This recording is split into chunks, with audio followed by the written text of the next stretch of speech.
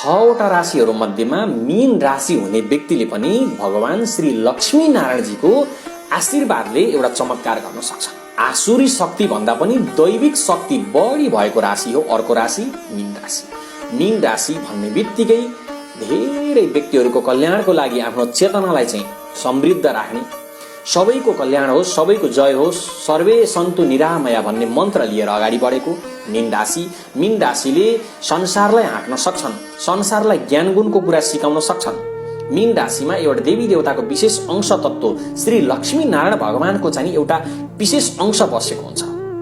त्यही अंश र अंशलाई चिन्न सक्ने भनेदेखि तपाईले संसारको कल्याण गर्न सक्नुहुन्छ।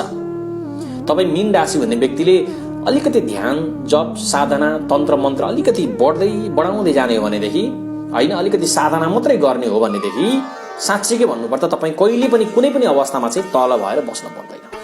मीन राशिले पनि संसारको कल्याण गर्नको लागि चाहिँ एक स्टेप अगाडि बसेका छन्। हैन आसुरी शक्ति भनेको चाहिँ राक्षसी शक्ति, दैविक शक्ति भनेको देवी देवताको जस्तै एउटा चाहिँ अरूलाई चाहिँ कल्याण गर्न सक्ने एउटा सामर्थ्य भएको मीन राशि हो। है देवगुरु बृहस्पतिको विशेष प्रसाद पाएको राशि हो मीन राशि। यसर्थ मीन राशि हुने व्यक्तिले एकदमै आफूले निखार्दै जानुहोस्, हैन झुट नबोल्नुहोस्, आफ्नो ज्ञानेन्द्रिय कर्मेन्द्रियलाई चाहिँ सन्तुलनमा राख्नुहोस्, अगाडि बढ्नुहोस्। तपाईले चाहिँ सबैलाई कल्याण गर्न सक्नुहुन्छ। अरूसँग नआएको शक्ति तपाईसँग आउँछ। अलिकति मात्रै अरूले धेरै बेरसम्म तपाईले साधना गरेका छन् अरूले भनेदेखि तपाई थोरै गर्नुहोस् तर गर्नुहोस्, गरिरहनुहोस्।